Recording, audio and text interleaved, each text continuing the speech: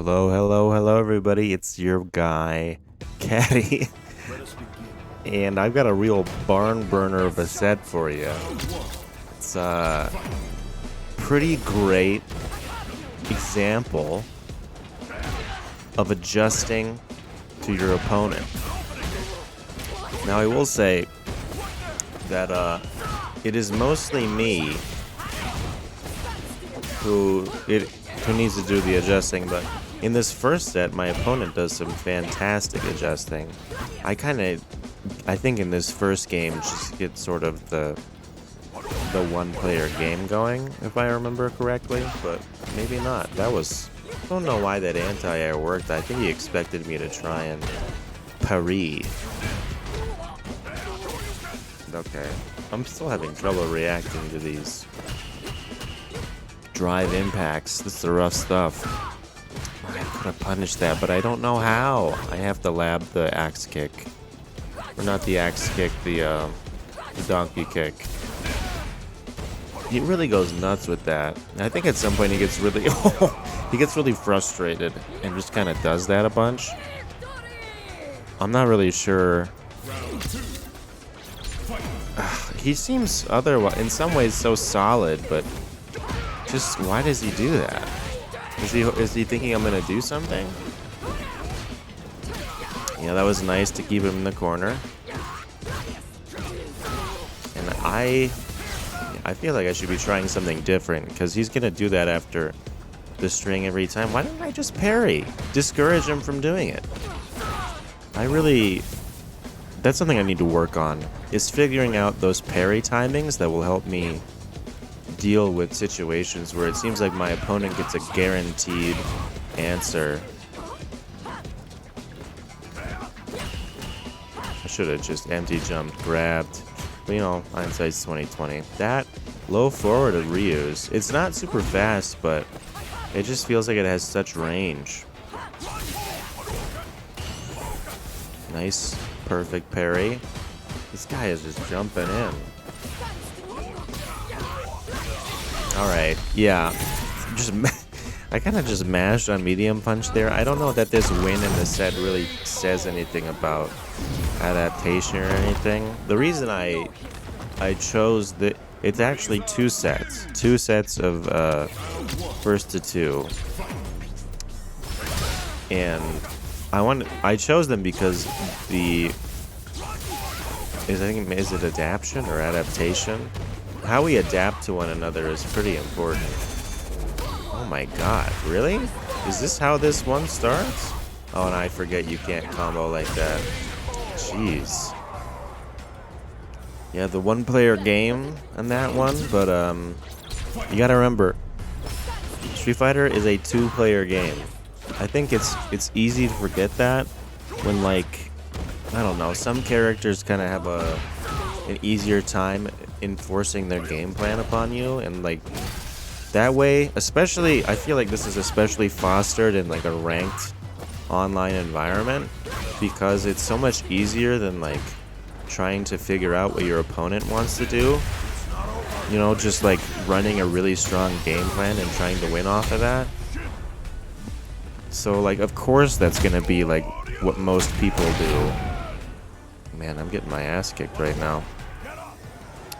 But yeah, and it's like also really discouraging for players who are more reactive. That was a bad drive rush button.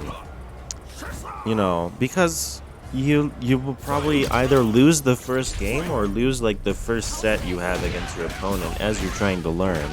Like 2 out of 3 is not a great environment to adapt to your opponent.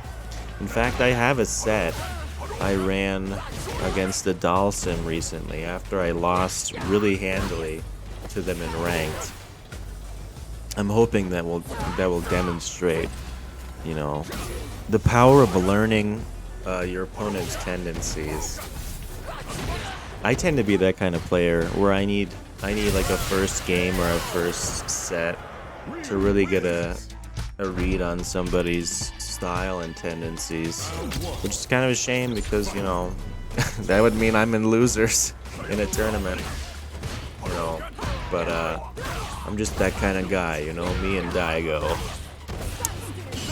Oh man, he's got some really good parries that once again I keep him in the corner. Oh my god. I was gonna say he should really just throw me. Wonder why he chose to do the fireball. And more importantly, I wonder why I just ate it. Yeah, he wanted to burn me out, but he pays the ultimate price for that. There's a nice counter. It's funny that I know to use DI for other stuff other than countering a DI for the most part. I feel like I very rarely actually counter a DI. It's very hard for me. I should practice just like reacting to a raw. In training mode, I practice reacting to it, but I like practice just like jabbing and waiting for it. So like sometimes the jab would catch and it would make it easier. But I should really just train myself to react to a raw one, because my tendency still, even though I'm trying to be more active on defense, is to just wait for my opponent to do something. No anti-air again, although he might have missed him at that angle. It was a little bit of a weird angle. I think I might have been afraid for him to go over.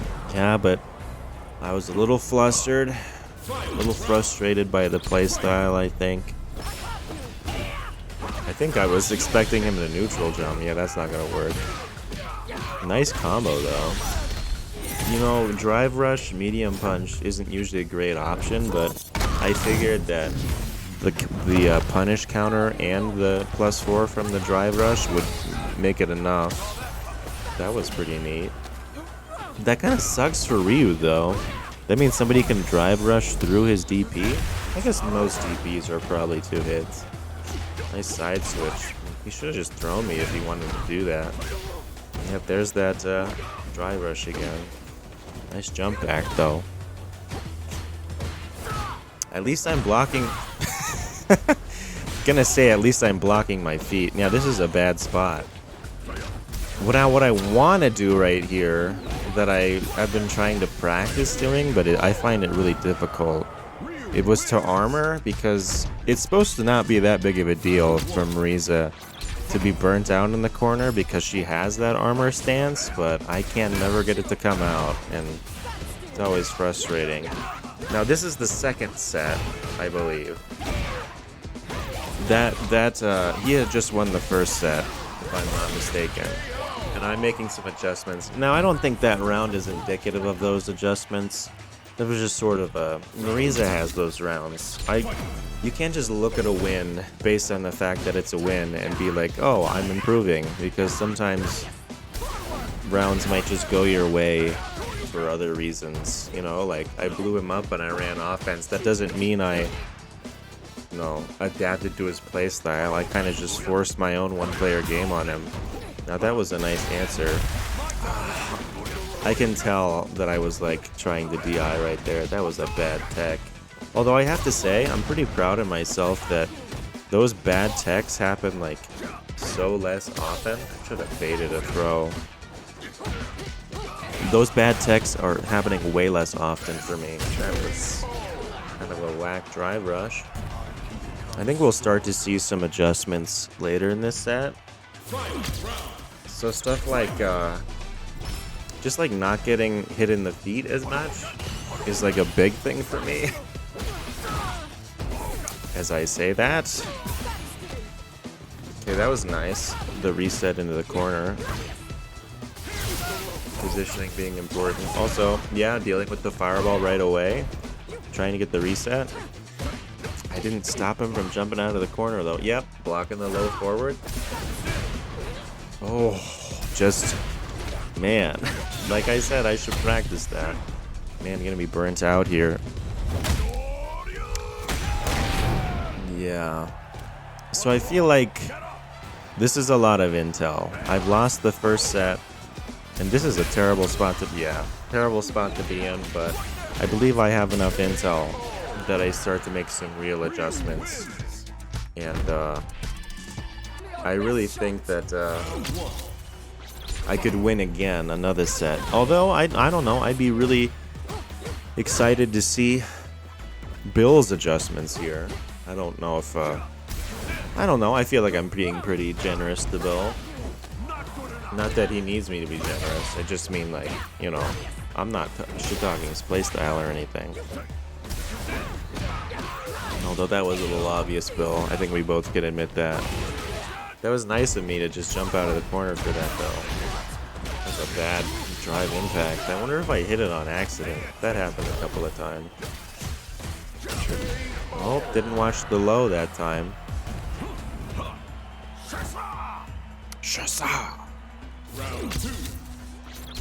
Now I'm kind of curious. It's been a while. I wonder what adjustments. Okay.